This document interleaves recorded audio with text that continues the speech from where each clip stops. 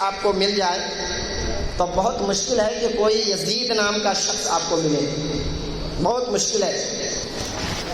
پتہ کیا چلا کہ یزید ڈوب گیا شام کے اندھیروں میں، حسین 400 پھیلا ہے روشنی کی طرح، حسین 400 پھیلا ہے اور روشنی کی طرح، اور سورج ڈوب بھی جائے تو رستہ بھول جائے گا، میرے ہاتھوں میں جگنو ہے اندھیرا بھول جائے گا، بحث کرنے دو پانی کو اپنی تشنا کانی پر، بحث کرنے دو پانی کو، یہ ذرا آواز اب کم لگی، بحث کرنے دو پانی کو اپنی تشنا کانی پر، مثالیں کربلا دوں گا تو دریا ہار جائے گا، مثالیں کربلا دوں گا تو دریا ہار جائے گا۔ محترم حضرات، امام حسین رضی اللہ تعالیٰ عنہ کی ذات بابرکات آج دنیا میں اس طرح ظاہر ہے جیسے سورج روز روشن کے طرح ظاہر ہے، سورج جس طرح سے آیا ہے اسی طرح سے ذات حسین سب پر آیا ہے۔ یہ اور سی بات ہے کہ محبت کرنے والوں کی انداز الگ ہے، کچھ لوگ محبت حسین میں برباد ہو گئے، جیسے کہ رافضی خارجی وغیرہ، یہ کہتے ہیں کہ ہم امام حسین سے، حضرت علی سے، حضرت علی کے خاندان سے بہت محبت کرنے والے ہیں، لیکن در حقیقت نبی پاک کی حدیث پاک کے مطابق نبی پاک فرماتے ہیں جس کے دل میں علی کی محبت ہو وہ آدمی حضرت عمر فاروق، حضرت صدیق اکبر سے نفرت کر ہی نہیں سکتا، یعنی نفرت حضرت ابوبکر صدیق و حضرت عمر فاروق اس دل میں جمع ہی نہیں ہو سکتا جس دل میں علی کی محبت ہو۔ یعنی یہ جو دعویٰ کر رہے ہیں کہ ہم علی سے محبت کرتے ہیں، در حقیقت یہ صرف دعویٰ ہے، وگرنہ اس دعوے کے پیچھے کوئی سچائی نہیں ہے، بلکہ اگر کوئی محبت امام حسین سے کرتا ہے تو وہ اہل سنت والجماعت کی جماعت کے ماننے والے پیروکار لوگ ہیں، کیونکہ ہم حضرت صدیق اکبر کو بھی بڑا حق مانتے ہیں، حضرت عمر فاروق کی خلافت کو بھی تسلیم کرتے ہیں، اور حضرت علی کرم اللہ وجہ الکریم کی شجاعت کو بھی مانتے ہیں، امام حسین کی شہادت کو بھی، امام حسین کی یادوں کو بھی ہم مناتے ہوئے نظر آتے ہیں۔ تو محترم حضرات، میں یہ کہہ رہا تھا کہ نبی پاک علیہ الصلوۃ والتسلیم نے فرمایا حسین مجھ سے اور میں حسین سے، اس کے پیچھے راز کیا ہے؟ تو آپ جب اپنے دماغ پہ ذرا گہرائی سے سوچیں گے تو آپ کو پتہ چلے گا۔ نبی پاک علیہ الصلوۃ والتسلیم نے دین اسلام کی تبلیغ کی، دین اسلام کی تبلیغ کی تو اسلام کو ہر ایک انسان نے، اسلام کو اللہ کے ہر ایک بندے نے نبی پاک علیہ الصلوۃ والتسلیم کی ذات سے جانا، یعنی اسلام جیسے ہی لفظ آتا ہے وہاں خیال نبی آ جاتا ہے، پھر پیغمبر اسلام آ جاتا ہے کہ یہی وہ نبی پاک ہیں جنہوں نے دین اسلام کو پھیلایا۔ لیکن جب سے تاریخ میں کربلا کا واقعہ رونما ہوا، جب سے دنیا نے اس خاکدان گیتی پر، کربلا کی دھرتی میں، کربلا کے ریزار اس دھرتی پر جب سے کربلا کا واقعات رونما ہوا، اس وقت سے اسلام کو حسین سے پہچانا جانا لگا، کیونکہ حسین کی ہی وہ ذات تھی جنہوں نے اپنے پورے خاندان کو، اپنے اہل و عیال کو دین کے خاطر قربان کر کے، یہاں تک کہ اپنے آپ کو بھی دین کے خاطر قربان کر کے اسلام کو زندہ رکھا۔ تو اب اسلام جب کربلا سے جاننے لگے، کربلا کے بعد والے جاننے لگے تو امام حسین سے جاننے لگے۔ پیارے آقا اس لیے فرماتے ہیں حسین مجھ سے ہے اور میں حسین سے ہوں، حسین مجھ سے ہے اور میں حسین سے ہوں۔ اچھا، پیارے آقا صلی اللہ تعالیٰ علیہ وسلم حضرت امام حسن وہ حضرت امام حسین کو سونگا کرتے تھے، سونگا کرتے تھے۔ صاحب یا رسول عرض کرتے ہیں یا رسول اللہ، ایک مرتبہ حضرت امام حسین آئے، پیارے مصطفیٰ صلی اللہ علیہ وسلم کھڑے تھے، امام حسین کہنے لگے یا رسول اللہ میں بھی آپ کے برابر ہونا چاہتا ہوں، میں کیوں اپنے قد میں چھوٹا رہ جاؤں، آپ کے برابر ہونا چاہتا ہوں۔ پیارے آقا نے فرمایا اچھا برابر ہونا چاہتا ہے تو آپ، دونوں ہاتھوں کو پیارے مصطفیٰ نے امام حسین کے تھام لی، امام حسین نے اپنے پاؤں اٹھا کر پیارے مصطفیٰ کے گھٹنوں پر رکھا، پھر جو ہے پیارے مصطفیٰ فرماتے حسین اور آگے آؤ، حضرت امام حسین جو ہے پیارے مصطفیٰ کے بدن میں جو ہے اپنا پاؤں رکھتے ہیں، یہاں تک کہ پیارے مصطفیٰ فرماتے ہیں اور آگے آؤ، امام حسین اپنے پاؤں پیارے مصطفیٰ کے سینے پہ رکھتے ہیں۔ اور جب سینے پہ پاؤں رکھا تو پیارے مصطفیٰ سے بھی زیادہ قد امام حسین کا ہو گیا. پیارے مصطفیٰ مسکراتے اور فرماتے حسین تم تو کہہ رہے تھے میرے برابری کو آنا چاہتے ہو لیکن تم تو مجھ سے بھی بڑھ گئے, تم تو مجھ سے بھی بڑھ گئے, لہٰذا آؤ اب نیچے آ جاؤ. پھر پیارے مصطفیٰ نے حضرت امام حسین کو نیچے کیا اور پیارے حسین کی دہن پاک میں اپنی زبان پاک رکھ دی, اپنی زبان پاک رکھ دیا. امام حسین چوسنے لگے, امام حسین چوسنے لگے, یعنی زمانہ کو یہ درس دینا مقصد تھا کہ یہ وہ حسین ہے جو دین کی زبانیاں دیا جائے گا.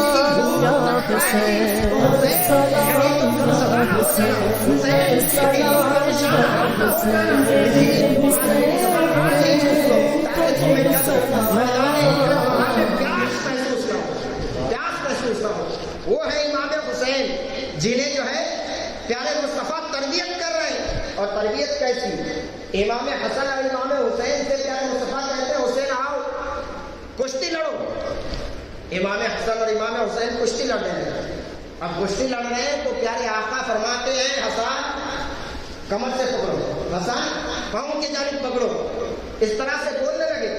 تو حضرت فاطمہ الزہرا بھی پردے سے سن رہی تھی. کہا اپا حضور یہ کیا, آپ جو ہے بڑے کو بتا رہے ہیں کہ اس طرح سے پکڑیے, اس طرح سے پکڑیے, جبکہ آپ کو تو چھوٹے کو بتانا چاہیے تھا کہ آپ اس طرح سے پکڑے. پیارے مصطفیٰ فرماتے ہیں فاطمہ چپ رہو, تمہیں کیا پتا, تمہیں کیا معلوم, میں تو حسن کو بتا رہا ہوں لیکن حسین کو بتانے والے جبرائیل ہیں. حسین کو جبرائیل بتا رہے ہیں کہ کیسے پیدرا لڑنا ہے, کیسے کشتی کرنی ہے, تم نہیں جانتے. اللہ اکبر. جن کی کشتیوں میں, جن کے کھیلوں میں حضرت جبرائیل امی آئے اور کھیلے, جن کے ساتھ حضرت جبرائیل امی اللہ کے ایسے مقدس فرشتے, ایسے اولو العزم فرشتے جو کم و بیش 1,24,000 انبیاء کرام کے پاس پہنچے, اور کس لیے, وہی لے کر پہنچے. ایسا فرشتہ حضرت امام حسین کی بارگاہ میں کھیلنے کے لیے آ رہا ہے. کوئی اندازہ لگا سکتا ہے حسین کا, کوئی اندازہ لگا سکتا ہے حسین کی عظمت کا, نہیں لگا سکتا. حسین تیری عظمت کو سلام, حسین تیری بزرگی کو سلام. یہ وہ حسین ہے.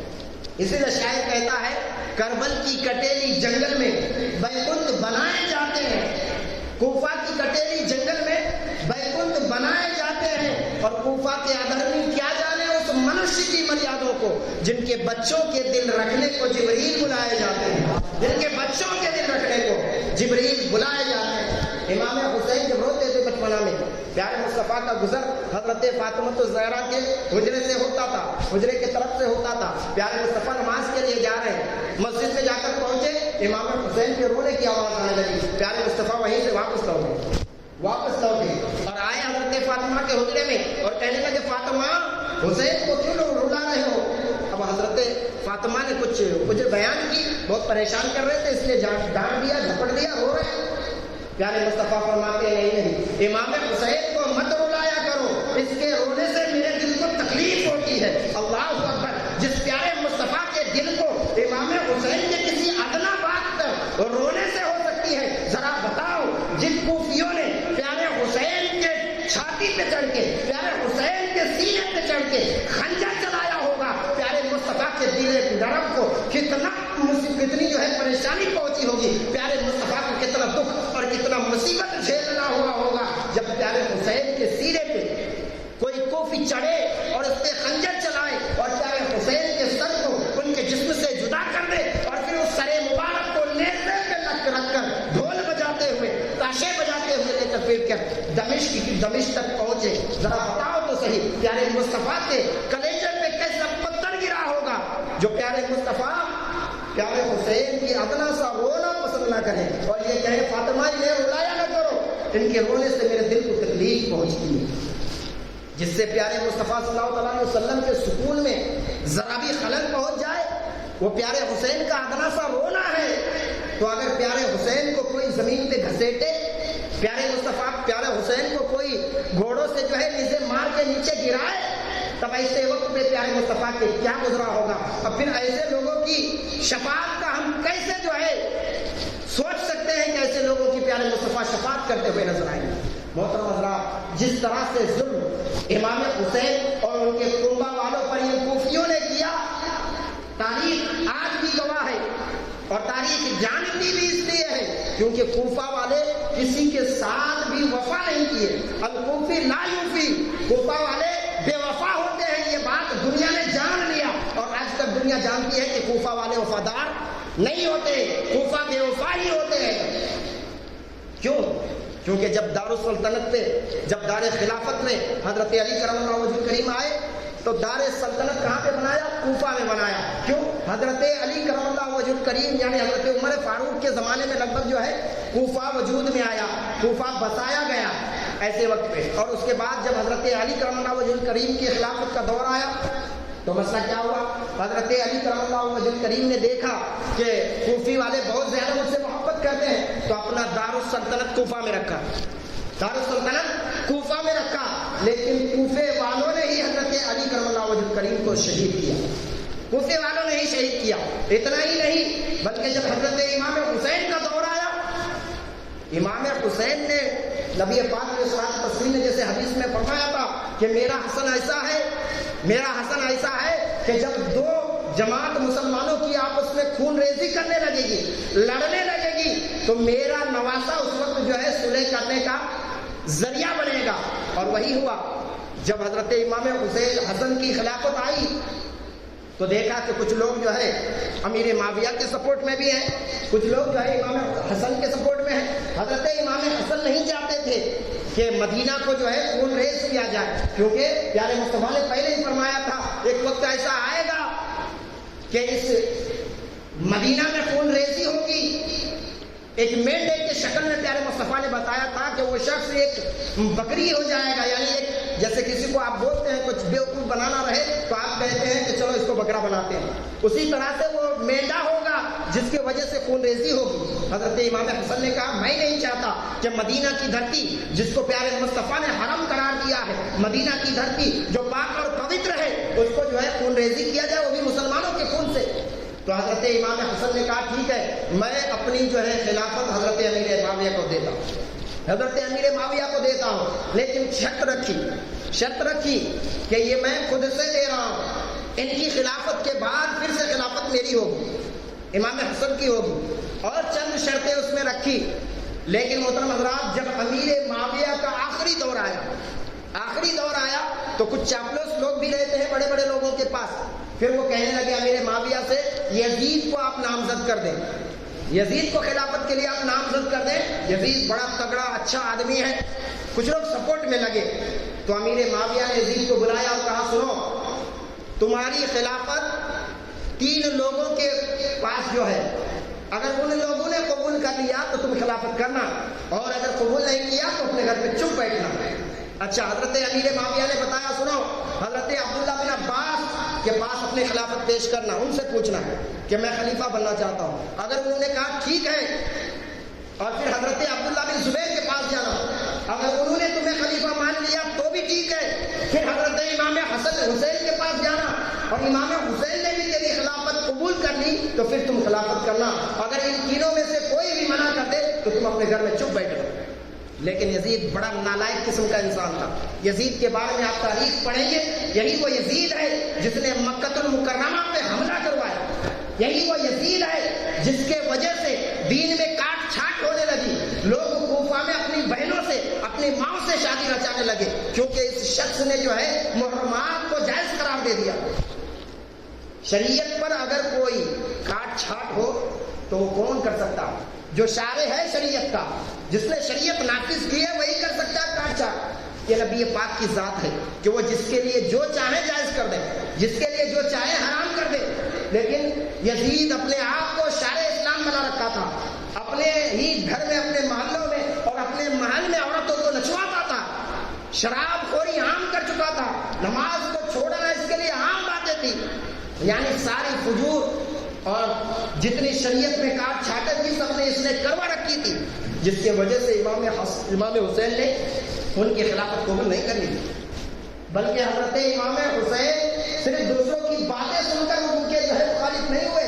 آج لوگ کہتے ہیں 2 شخصی معاملات تھا جو جنگ ہوئی کربلا کی، 2 شخصی معاملات نہیں تھا، شخصی معاملات نہیں. اگر شخصی معاملات دیکھا جائے تو مد مقابل کو دیکھا جاتا ہے، اس کا خاندان بڑا ہے، مد مقابل کا خاندان کیسا ہے، سامنے والا تو اگر آپ دیکھیں تو یزید ایک ایسے گھرانے میں پیدا ہوا جس کا نام آج کوئی جانتا تک نہیں ہے، جس کی زبان میں کوئی اس کی ماں کا نام تک نہیں، لیکن امام حسین اور حسن ایسے شہزادے ہیں کہ جو بھی مسلمان ہے، بلکہ مسلمان تو چھوڑو، غیر بھی جانتے ہیں حضرت فاطمہ الزہرا کی ذات کیا ہے، غیر بھی جانتے ہیں یہ وہ فاطمہ الزہرا ہے کہ کل قیامت کے دن جب حضرت فاطمہ الزہرا کا پل صراط سے گزر ہوگا تو رب تبارک و تعالیٰ فرمائے گا فرشتوں اور تمام انسانوں اپنی نظریں جھکا لو، فاطمہ کی سواری گزرنے والی ہے، فاطمہ کی سواری گزرنے والی ہے، وہ فاطمہ جس کے بالوں کو آج تک ماحول نجوم نے نہیں دیکھا، فرشتے آئے تو دروازے پہ دستک دے کہ حضرت فاطمہ پہلے پردے میں آ جائے اس کے بعد جاؤ، جبرائیل آئے تو انتظار کرے دروازے میں کہ کہیں ایسا نہ ہو کہ میں دروازے سے پہلے ہی جو ہے، جبکہ جبرائیل کے دروازہ کھڑکی کوئی مانے نہیں رکھتا، ایک فرشتے کے لیے وہ چاہے تو چھت پھاڑ کے آ جائے، نبی پاک اگر فاطمہ کے گھر میں ہے اور وہی آ رہی ہے یا کوئی اگر حکم آ رہا خدا کا تو پھر بھی جو ہے جبرائیل ادب سے آ رہے ہیں، دروازے پہ آ رہے ہیں، دروازے پہ دستک دے رہے ہیں، اور اگر دروازہ نہیں کھلتا تو واپس جا رہے ہیں، واپس جا رہے ہیں، دوسرے دن آ رہے ہیں، دروازے پہ دستک دے رہے ہیں، اب دروازے پہ کوئی کھولنے نہیں آیا تو واپس جا رہے ہیں، اسی طرح 3 دن تک حضرت جبرائیل آتے رہے دروازے پہ حضرت فاطمہ نے، دیکھو ادب کیسا ہے، چاہتے تو جبرائیل اندر آ جاتے تھے، لیکن جبرائیل جانتے ہیں حضرت فاطمہ الزہرا کا مقام کیا، حضرت فاطمہ الزہرا کے بطن پاک سے امام حسین پیدا ہوئے، اور یزید کے ماں کا نام کون جانتا؟ یزید ایک ایسا فاجر انسان ہے جو شراب خوری، مکاری، دھوکہ بازی، یہ ساری چیزیں اس کے اندر موجود، بلکہ امام حسین نے پیدل سواری رہتے ہوئے امام حسن اور امام حسین نے 25 حج کرے، کتنے؟ 25 حج، ٹوٹل 25 حج امام حسن اور امام حسین پیدل کیے سواری رہتے ہوئے، لیکن اپنے پوری زندگی میں یزید صرف ایک حج کو جا رہا، وہ بھی ساتھ میں گویوں کو ساتھ لے کے جا رہا تاکہ گانا بجانا ہو اور اپنا دل جو ہے بہلتا رہے راستے میں بھی، یہ وہ یزید ہے جو مدینہ المکرمہ پہنچنے کے باوجود بھی شراب سے باز نہیں آ رہا، شرابیں پی رہا، جب امام حسین حضرت عبداللہ بن زبیر کو یا کسی اور صحابی کو ساتھ میں لے کر آئے، کہا چلو یزید آیا ہے، سنا یزید آیا ہے تو ہم مہمان نوازی ہمیں کرنی چاہیے، ہمارے گھر پہ آیا ہوا ہے۔ امام حسین جب ایک ساتھی کو لے کر آگے بڑھے، دروازے تک گئے تو کسی شراب کی بو سی آنے لگی، امام حسین نے دستک دی، دروازہ کھولا گیا تو دیکھا کہ جام لے کر یزید بیٹھا ہوا اور پی رہا، جام لے کر پی رہا۔ امام حسین صرف کسی کی باتوں میں نہیں آ گئے کہ یزید ایسا ہے، یزید ایسا ہے، نہیں، جب چشم دید گواہ ملی، امام حسین نے دیکھا کہ یزید کچھ پی رہا، اور پھر امام حسین نے کہا یزید یہ کیا پی رہے ہو، یہ کیا کیسا مشروب ہے؟ تو اس نے جو ہے مسکرایا اور کہا یہ شام میں بنتی ہے ایک طرح کی شرکہ یا شربت ہے، ایک طرح کی شربت ہے، اور پھر دوسرا جام منگوا کر امام حسین کے جانب پیش کیا۔ ذرا سوچو اس کی مجال تو دیکھو، ابن رسول کو شراب پیش کر رہا، ابن رسول کو شراب، امام حسین نے یہ کہہ کر ٹھوکر مار دی تو مجھے شراب پیش کر رہا اور کہہ رہا کہ شربت یا شرکہ ہے، کیا حسین اتنا بھی نہیں جانتا کہ شراب کیا ہوتا ہے اور شربت کیا ہوتی ہے؟ کیا حسین کو اتنا بھی پتا نہیں؟ تو یہ خود جو ہے بڑا زانی شخص تھا اور بڑا شرابی شخص، بالکل فجار قسم کا شخص تھا، تو ایسے شخص کی بیعت امام حسین کیسے قبول کرتا؟ آج لوگ جو ہے بڑے اعتراضات کرتے ہیں امام حسین کو یزید کی بیعت قبول کر لینے کی، قبول کر لینے کی۔ اچھا مسئلہ کیا ہوا؟ جب امیر معاویہ کا انتقال ہوا تو یزید نے جو ہے اپنے جاسوس پہلے ہی پھیلا رکھے تھے، سب کو ماننے پر مجبور کیا کہ میں خلیفہ ہوں، سب کو ماننے پر مجبور کیا، اور ایک شخص کو بھیجا امام حسین حضرت عبداللہ بن زبیر کے پاس اور حضرت عبداللہ بن عباس کے پاس، اور کہا ان کو جو ہے میرے پاس بلاؤ، میری وہ خلافت قبول کرے۔ امام حسین حضرت عبداللہ بن زبیر حضرت عبداللہ بن عباس آئے، امام حسین کے سامنے بھی پیش کیا گیا کہ تم جو ہے یزید کی خلافت کو قبول کرو۔ امام حسین نے کہا اگر خلافت ہی قبول کرنی ہے تو چپکے سے کیوں سر عام کروں گا؟ بھائی تم مجھے چپکے سے میری یزید کی خلافت تم قبول کروا کے لوگوں کو دھمکاؤ گے کہ حسین جیسا آدمی جو ہے خلافت قبول کر رہا اور تم نہیں کر رہے، تاکہ تم میرے نام پر دوسروں کو خلافت قبول کرواؤ گے، لہذا سر عام قبول کروں گا اگر قبول کرنا رہے گا۔ اور دوسری بات یہ ہے کہ میں تو یزید کی خلافت قبول ہی نہیں کرتا، یزید کی خلافت قبول ہی نہیں کرتا۔ کہ اچھا قبول نہیں کرتے؟ اس نے جو ہے ایک مروان نام کا بھی شخص تھا، اس نے کہا، مروان نے کہا دیکھو اب جو ہے حسین کو باہر جانے نہ دو، یہیں پہ موقع ہے، حسین کو اپنے گھیرے میں لے لو وگرنہ حسین ہاتھ نہ آئیں گے۔ جیسے ہی امام حسین کے کان میں آواز آئی، کہا مروان تو کیا کہتا ہے؟ میرے نانا کا کلمہ پڑھ کے تم مجھے گھیرنے کی بات کر رہا؟ جہاں میں یزید کی قبول نہیں کرتا، یزید کی خلافت مجھے قبول نہیں ہے، تمہیں جو کرنا ہے کر لو۔ ایسے فجار قسم کے شخص کی خلافت قبول نہیں، میرا سر تن سے جدا ہو جائے تو جدا ہو جائے، لیکن ایسے شخص کی خلافت مجھے قبول نہیں۔ وجہ کیا؟ وجہ کیا تھی کہ یزید کی خلافت قبول کرنے سے امام حسین نے انکار کر دیا؟ وجہ یہ تھی کہ یزید نمازیں چھوڑتا تھا، وجہ یہ تھی کہ یزید جواری تھا، وجہ یہ تھی کہ یزید شرابی تھا، وجہ یہ تھی کہ یزید زناخور تھا، وجہ یہ تھی کہ یزید ناچ گانوں کو پسند کرتا تھا۔ اب تھوڑی دیر کے لیے اپنے آپ کو سامنے لائیے اور دیکھیے یزیدی نقطۂ نظر کیا ہے، یزیدی میشن کیا ہے اور امام حسین کا میشن کیا ہے۔ امام حسین ایک ایسے شہزادے جو شریعت کا حفاظت کرنا جانتے ہیں، اگر کوئی شریعت پہ انگلی بھی اٹھائے تو امام حسین اپنی پوری کنبہ والے کو ان کے اس شریعت کے خلاف انگلی اٹھنے والے کو کاٹنے کے لیے لگا دیں، وہ حسین ہے۔ لیکن آج اگر ہم اپنا معاملہ دیکھیں، یہ اور سی بات ہے کہ آج کرناٹک میں ڈھول نہیں بج رہے، تاشے نہیں بج رہے، لیکن دوسری طریقے سے محرم منایا جا رہا اور لوگ بڑے جو ہے محبتوں کے ساتھ دیکھتے ہیں، نظر بھی مانتے ہیں، اللہ اکبر، نظر مانتے ہیں، پنجے گاڑے جا رہے ہیں، پنجے اٹھائے جا رہے ہیں اور لوگ وہاں جا کر جو ہے اپنی مرادیں پیش کر رہے ہیں، مرادیں مجھے مل جائے کر کے، جگہ جگہ پر لوگ تعزیہ داری کر رہے ہیں۔ اور کچھ لوگوں کا عالم یہ ہے کہ ڈھول تاشے بجا رہے ہیں، کیا ہے بھائی؟ یہ غم حسین ہے، یہ غم حسین ہے۔ یہ ڈھول بجانے کو تم غم حسین کہتے ہو، تم ڈھول بجاتے رہو اور پھر تمہیں پتا چلے تیری ماں کا انتقال ہو گیا ہے، کیا پھر بھی تم ڈھول بجاتے رہو گے؟ یا اگر تمہاری ماں کا یا کسی بھی مرحومین کا انتقال ہو گیا ہے تو 40واں میں فاتحہ کیوں کراتے ہو؟ ڈھول تاشے لے آؤ، گانے بجاؤ اور کہو کہ ہم جو ہے اپنے مرحومین کی 40واں کر رہے ہیں۔ یہ ان سے نہیں ہوتا، یعنی اپنے گھر کی بات آئے تو ڈھول تاشے نہیں ہونا، لیکن امام حسین کا غم ڈھول اور تاشوں کے ساتھ۔ اللہ اکبر، کیا ہو گیا اس کام کو؟ حسین تو ڈھول اور تاشوں کے خلاف تھے اور ان کے ماننے والے کہہ رہے ہیں ہم ڈھول تاشے ہی بجا کر ان کو منائیں گے۔ اللہ اکبر، کیا ہو گیا ہے امت مسلمہ کو؟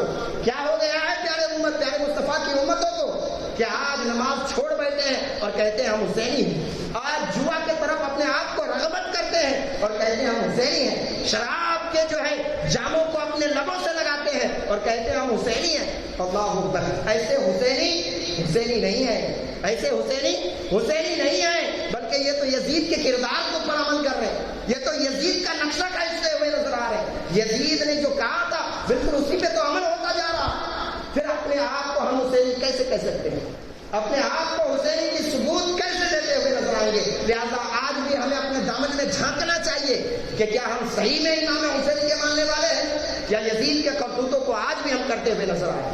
محترم حضرات، مسئلہ تو یہ ہوا کہ صرف کوفہ والوں نے حضرت علی یا حضرت حسن پہ ہی بس نہیں کیا، جب بار بار خطوط لکھتا گیا، جب یزید نے اپنا جو ہے خلافت قائم کیا، لوگوں کو پریشان کرنے لگا۔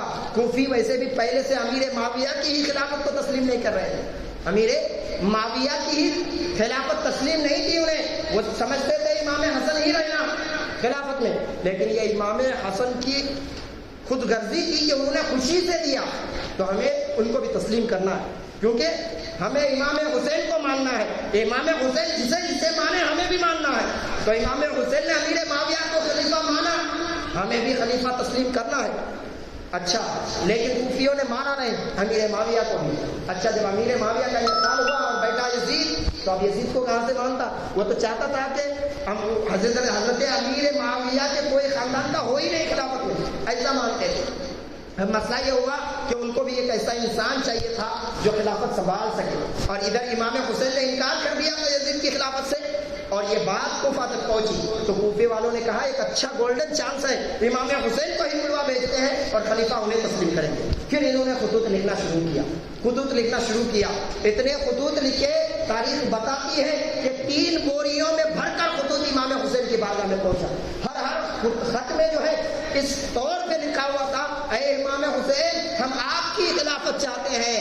ایک یزید ایک فجار شخص ہے، یزید ایک ظالم شخص ہے، یزید ایک جو ہے شریعت پر کاٹ چھانٹ کرنے والا شخص ہے، لہذا اس کی بیعت ہمیں قبول نہیں. امام حسین آپ آئیں، آپ کے ہاتھ پہ بیعت قبول کروں گا. اور اگر آپ نہیں آئے، دیکھیے بلیک میل بھی کر رہے ہیں کوفہ والے اور کہہ رہے ہیں اگر آپ نہیں آئے تو کل قیامت کے دن رب کی بارگاہ میں ہم لوگ شکوہ کریں گے، مولا ہم نے تو حسین ابن علی کو بلوا بھیجا تھا، وہ خود ہی نہیں آئے، اسی لیے ہمیں مجبوراً یزید کی بیعت قبول کرنی پڑی. اب جب یہ حجت بن گئی ہے امام حسین کے لیے، اب جانا ضروری واجب ہو گیا امام حسین کا، کیونکہ ان لوگوں نے کہا کل قیامت کے دن ہم شکوہ کریں گے کہ مولا ہم نے تو بلایا تھا، تیرے محبوب کا لاڈلا ہی نہیں آیا. تو امام حسین نے کہا اب تو جانا ضروری ہے. لیکن جو صحابی رسول اس وقت تھے انہوں نے کہا نہیں، کوفہ والے آپ کے والد محترم کے ساتھ بھی بے وفائی کیے، امام حسن کے ساتھ کیے تو آپ کے ساتھ وفا کریں گے، اس بات کی دلیل کیا ہے؟ نہیں کریں گے وہ. اچھا ایک کام کیجئے. پھر بھی حضرت امام حسین نے کہا کچھ بھی ہو اب ہمارے لیے حجت ہے، ہمیں جانا ہی پڑے گا. تو لوگوں نے مشورہ دیا، صحابیوں نے مشورہ دیا، حضور ایک کام کیجئے، آپ اپنی جگہ پر ایک ولی عہد بھیجیے، آپ اپنی جگہ پر ایک نائب بھیجیے. تو حضرت مسلم بن عقیل کو حضرت امام حسین نے اپنا نائب بنا کر کوفہ کی جانب روانہ کیا.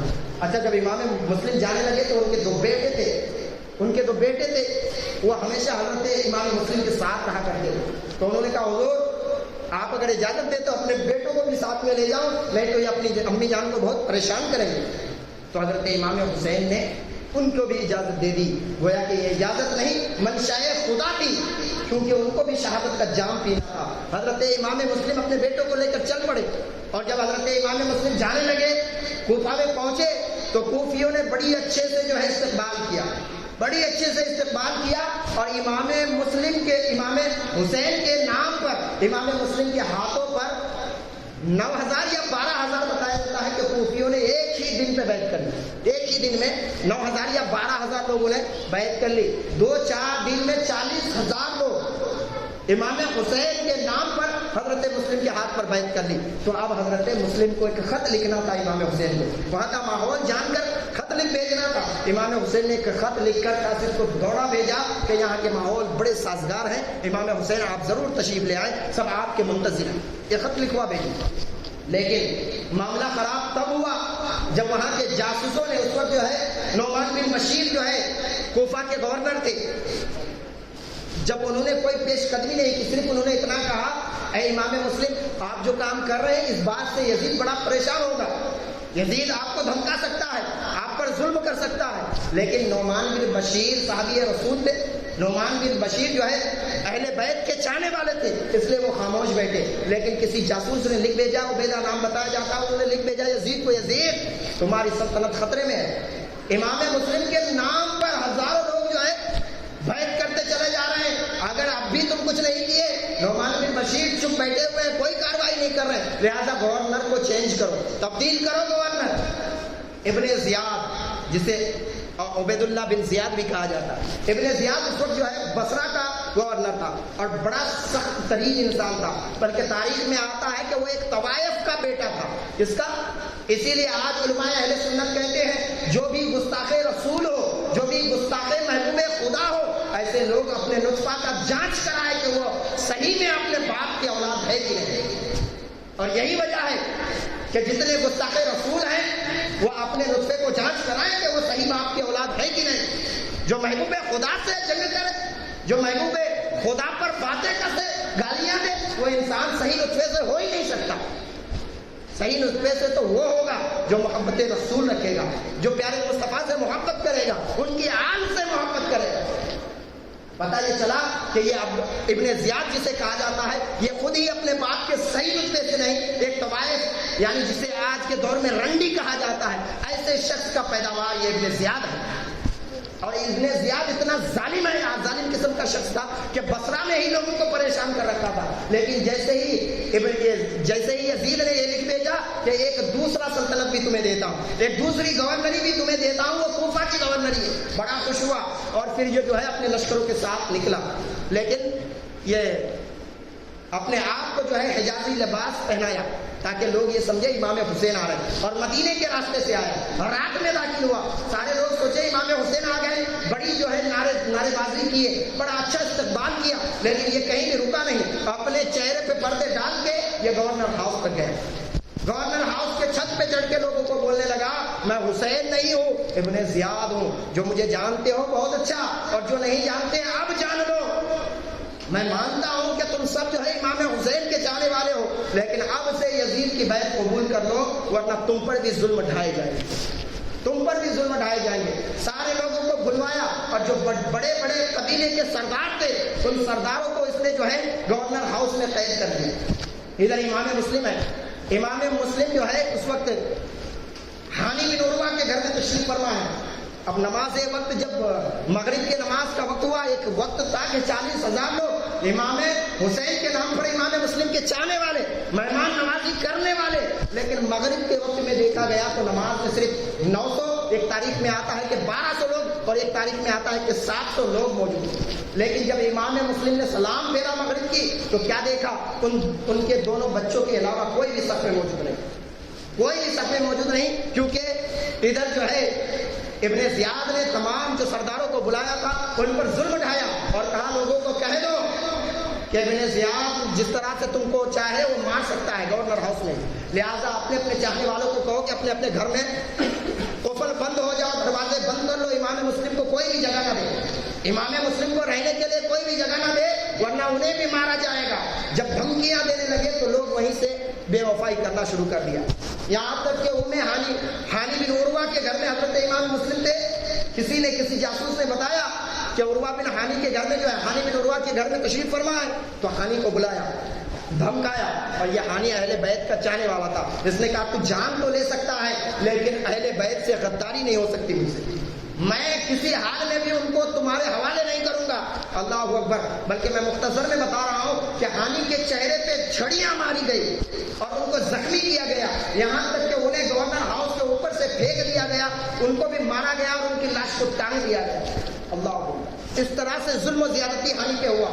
لیکن حانی نے حضرت امام مسلم کو پیش نہیں کیا. لیکن جب خبر سنی امام مسلم نے کہ حانی کو شہید کر دیا گیا ہے تو خود ہی تلوار لے کر باہر آئے. جیسے ہی باہر آئے تو دیکھا کہ لوگوں کا جمع غفیر ہے، گھوڑے لے کر لوگ حملہ کرنے کے لیے تیار ہیں، کیونکہ ابن زیاد نے کچھ لشکر بھیج دیے تھے، کسی طرح سے بھی مسلم کو پکڑ کے لیا. امام مسلم نے پھر وہاں لڑنا شروع کیا، اپنی تلوار کی وہ دھار دکھانا شروع کیا. یہ ہاشمی نرگے کا ایک ایسا شیر باہر نکلا کہ نکلا تو اس طرح سے ظالموں پر ٹوٹ پڑا کہ اس کے بعد جو ہے کچھ لوگ ابن زیاد سے یہ کہنے لگے کہ 500 سپاہی اور بھیجو، کیونکہ مسلم کو ایسے پکڑا نہیں جا سکتا. ابن زیاد نے کہا اتنے سپاہی تو لے گئے ہو، کہا سپاہی اتنے ضرور ہیں لیکن ذرا یہ تو دیکھو امام مسلم کس گھرانے سے تعلق رکھتے ہیں. وہ علی ہیں جن کا نام لے رہے تو اچھے سے اچھا جو ہے کانپ جاتے ہیں. آج بھی ان کا نام لیا جائے تو باب خیبر کانپ جاتا ہے. وہ امام علی ہے اور امام علی کے خاندان کے یہ لوگ ہیں، ان پر ایسے ہی جو ہے قابو نہیں پایا جا سکتا اور فوج بھیجا گیا. لیکن وہاں پہ بھی دھوکے بازی امام مسلم کے ساتھ ہوا. جب امام مسلم ذرا تھکے ہارے بیٹھے تو امام مسلم کو سپاہیوں نے کہنے لگا ہمیں آپ سے کوئی مطلب نہیں، ہم تو چاہتے ہیں، ہم جنگ نہیں چاہتے، ہم خون ریزی نہیں چاہتے، ہم تو چاہتے ہیں صرف آپ چلو ابن زیاد سے مصلحت کی جو بات ہوگی بات کر لو، آپس میں نپٹا لو، بات سے ہی یہ معاملہ سلٹ سکتا ہے. تو حضرت مسلم نے اپنی تلوار جو ہے میان میں ڈال لیا. اب مسئلہ یہ ہوا کہ امام مسلم نے جو ہے اپنے بیٹوں کو قاضی شریح کے حوالے کیا تھا. قاضی شریح جو اہل بیت کے محبت کرنے والے تھے، قاضی شریح کے حوالے کیا. اور پھر جو ہے امام مسلم جب گورنر ہاؤس میں گئے تو لوگوں نے وہاں پر جو ہے جب کچھ چاہنے والے، جب حانی بن عروہ کو قتل کیا گیا تو ان کے گھرانے والے آ گئے کہ چلو ابن زیاد سے جو ہے مقابلہ کیا جائے گا. اور اس وقت موقع مل گیا. امام مسلم بھی وہاں پہ موجود تھے اور لوگ شامل ہو گئے. امام مسلم نے ایک تقریر کی تو بہت سارے لوگ آ گئے. اتنے لوگ آئے کہ سارے کے سارے مل کر گورنر ہاؤس کا گھیراؤ کر لیا اور کہا امام مسلم آپ ایک آواز دو، گورنر ہاؤس پہ اینٹ سے اینٹ بجا دوں گا، آپ ایک آواز دو. لیکن امام مسلم جانتے تھے کہ ہم قتل ریزی نہیں چاہتے، ہم خون ریزی نہیں چاہتے. اگر باتوں سے بات بن جاتی ہے تو بات کریں گے. خون ریزی نہیں بلکہ انتظار کیا، لیکن ان انتظار کا الٹا ریئیکشن ہوا اور ابن زیاد نے تمام قبیلے کو پھر سے دھمکایا، ان کے سرداروں کو مارنے کی دھمکی دی، ان کے گھروں کو جلانے کی دھمکی دی، اور اتنے مدت میں پھر لوگ جو ہے کھسکنے لگے دھیرے دھیرے، کیونکہ وہ ہانی بن عروہ تو پہلے ہی شہید ہو چکے، سارے لوگ کھسک گئے۔ اور جب حضرت مسلم کو سامنے پیش کیا گیا، امام مسلم نے کہا، اس وقت جو ہے ایک کوفی نے ایسا تلوار مارا تھا کہ امام مسلم کا ایک ہونٹ کٹ گیا تھا، ایک ہونٹ کٹ گیا تھا۔ امام مسلم نے کہا مجھے پانی چاہیے، لوگوں نے پانی دینے سے انکار کر دیا، پانی دینے سے انکار کر دیا، لیکن گورنر ہاؤس میں ایک ضعیف انسان بیٹھا ہوا تھا، اس نے کہا آلے رسول کو تم پانی تک نہیں دینا چاہتے؟ تو کچھ لوگوں کے دلوں میں ذرا سی جو ہے سختی کم ہوئی اور پانی کا پیالہ پیش کیا۔ امام مسلم نے جب اس کو پینا چاہا تو ہونٹ سے پانی کی خون کے قطرے گر پڑے، امام مسلم نے اس پانی کو پھینک دیا، دوبارہ منگایا، پھر سے خون گرے، تیسری بار منگایا اور پھر سے 2 دانت کٹ کر جو ہے امام مسلم کے کٹورے میں گر گئے۔ امام مسلم نے کہا شاید میرا وقت آ چکا ہے، اب رب کو بھی منظور نہیں کہ میں پانی پیوں، اب رب کو بھی منظور نہیں کہ میں یہاں پہ ایک مسئلہ بیان کرنا چاہتا ہوں، انسان کی جان جا رہی ہے تو شراب بھی پی کر اگر وہ چاہے تو اپنی جان بچا سکتا ہے نا۔ امام مسلم پانی ہی تو تھا اور خون کے قطرے آپ کے ہی گرے تھے، پی لینا تھا، اپنی جان بچا لینی تھی، لیکن امام مسلم نے ایک سبق دیا ہے، لوگوں سنو، میں مسلم ہوں، گھرانہ رسول سے تعلق رکھتا ہوں، جو چیز ہمارے لیے حرام ہے وہ حرام ہے، چاہے جان کیوں نہ چلی جائے، چاہے جان کیوں نہ چلی جائے۔ ایک انسان کو اپنا خون پینا بھی حرام ہے، انسان کی شرفیت کی وجہ سے، تو خون کے وجہ سے امام مسلم نے چھوڑ دیا، لیکن امام مسلم کو گورنر ہاؤس میں پہلے سے ہی سپاہیوں کو تیار رکھا تھا کہ کوئی اکیلا امام مسلم کا مقابلہ نہیں کر سکتا۔ جیسے ہی گورنر ہاؤس میں وہ قدم رکھے، سارے لوگ اپنی تلواریں لے کر امام مسلم پر گر پڑو، اور پھر ایسا ہی ہوا، امام مسلم کو شہید کر دیا گیا اور ان کے لاشیں مبارک کو جو ہے چوراہے پہ ٹانگ دیا گیا۔ ابن زیاد نے کہا سارے لوگوں کے لیے سبق ہے، جو بھی یزید کے بیعت سے انکار کرے گا اس کا حال یہی ہوگا۔ ادھر مسئلہ یہ ہوا، معاملات جبکہ اس کے بہت بڑے ہیں، بہت طویل ہیں، ٹائم بہت کافی زیادہ ہو چکا، میں صرف اتنا بتانا چاہوں گا کہ قاضی شریح نے ان بچوں کو جو ہے کہا کہ کوفہ سے ایک قافلہ مدینے کو جانے والا ہے، لہذا اپنے بیٹے کو حکم دیا کسی طرح سے اس قافلے تک ان دونوں بچوں کو پہنچا دو، ان بچوں کا کیا قصور ہے اس میں، انہیں پہنچا دو۔ اللہ اکبر، ان کے بیٹے نے جو ہے دوڑاتے ہوئے ان بچوں کو لے جا کر چاہا کہ قافلہ تک پہنچائے، لیکن قافلہ کافی دور تک جا چکا تھا۔ اس کے بیٹے نے یہ کہہ کر راستہ دکھا دیا کہ اے بچوں چلے جاؤ، وہ دیکھو گرد جو دکھ رہی ہے، جو دھول اڑ رہی ہے، وہ قافلے کی ہی دھول ہے، لہٰذا تم دوڑتے جا کر ان سے جا ملو۔ اللہ اکبر، یہ چھوٹے ننھے بچے تھے، بلکہ 7 سال یا 8 سال کی عمر بتائی جا رہی ہے، یہ ننھے بچے تھے، دوڑتے دوڑتے تھک گئے اور پھر رات ہو گئی، شام ہوئی، رات ہو گئی، اور جب رات ہوئی ایک جگہ پر بیٹھے وہیں پر سونے لگے۔ جب آنکھ کھلی تو کیا دیکھتے ہیں، جہاں سے انہوں نے سفر شروع کیا تھا وہیں پر آ کر پہنچے ہوئے ہیں، وہیں پر آ کر پہنچے ہوئے ہیں۔ اللہ اکبر، شاید مشیت خدا بھی یہی تھی کہ ان دونوں ننھے مجاہدوں کا شہید ہونا تھا، لیکن کسی اہل بیت پانی لینے کے لیے کوئی عورت آئی ہوئی تھی اور اس نے جو ہے کہا کہ میں طواف کی جو ہے خادمہ ہوں، وہ بہت اہل بیت کی چاہنے والی ہے، چلو ان کے پاس لے کر چلتا ہوں۔ اللہ اکبر، ان کے گھر میں لے کر گئے، وہاں پہ اچھے مہمان کی طرح رکھا، لیکن محمد بن اشعث طواف کا لڑکا تھا جو گورنر ہاؤس میں نوکری کرتا تھا، اور جب گورنر ہاؤس میں یہ اعلان ہوا کہ تمہیں سونے سے بھر دیا جائے گا، تمہیں حکومت دے دی جائے گی، تمہیں مال و زر دے دیا گیا، تو محمد بن اشعث نے جاسوسی کر کے بتایا کہ میرے گھر میں وہ دونوں بچے بنا لیے ہوئے ہیں۔ اللہ اکبر، بلکہ محمد بن اشعث نے ان دونوں بچوں کو بالوں کے ذریعے سے گھسیٹا اور ایک سمندر کے قریب میں لے گیا، اور پھر ان دونوں بچوں کو کہا اب میں تمہیں شہید کرنے والا ہوں جیسے تمہارے باپ کو شہید کیا تھا۔ اللہ اکبر، ان دونوں بچوں کو جو ہے اس پر بھی رام نہ کھائے اور انہیں شہید کر دیا گیا۔ شہید کر کے ان اللہ و انا الیہ راجعون، پھر ان دونوں بچوں کے سروں کو ابن زیاد کے پاس محمد بن اشعث لے کر آیا تو ابن زیاد بھی وہاں بے وفائی کرنے لگا اور کہا تمہیں کس نے کہا کہ مارو، تمہیں زندہ لے کر آنا تھا، ہم مارتے تھے، تم نے کس لیے مارا، لہذا تمہارا بھی سر قلم کیا جائے گا۔ پھر محمد بن اشعث کا بھی وہاں سر قلم کر دیا گیا۔ کہنے کا مطلب اور مقام یہ ہے جو ظلم کے پہاڑ جو ہے ان لوگوں نے اہل بیت اطہار پہ توڑا ہے، تا قیامت تک ایسا منظر شاید آسمان دنیا نے نہیں دیکھا ہوگا اور نہ دیکھے گا۔ وما لنا الا البلاغ، استغفر اللہ ربی من کل ذنب واتوب الیہ، لا الہ الا اللہ محمد رسول اللہ صلی اللہ علیہ وسلم۔ جن حضرات نے سنتیں ادا کی ہیں سنت ادا کر لیں۔ اور دوسری ضروری اعلان یہ ہے کہ آج بعد نماز عشاء یاد حسین کا پروگرام رکھا گیا ہے، لہذا آپ تمام حضرات سے گزارش ہے کہ آپ لوگ جو ہے یاد حسین میں شرکت آپ کو مل جائے تو بہت مشکل ہے کہ کوئی یزید نام کا شخص آپ کو ملے، بہت مشکل ہے۔ پتہ کیا چلا کہ یزید ڈوب گیا شام کے اندھیروں میں، حسین 400 پھیلا ہے روشنی کی طرح، حسین 400 پھیلا ہے اور روشنی کی طرح، اور سورج ڈوب بھی جائے تو رستہ بھول جائے گا، میرے ہاتھوں میں جگنو ہے اندھیرا بھول جائے گا، بحث کرنے دو پانی کو اپنی تشنا کانی پر، بحث کرنے دو پانی کو، یہ ذرا آواز اب کم کر دی، بحث کرنے دو پانی کو اپنی تشنا کانی پر، مثالیں کربلا دوں گا تو دریا ہار جائے گا، مثالیں کربلا دوں گا تو دریا ہار جائے گا۔ محترم حضرات،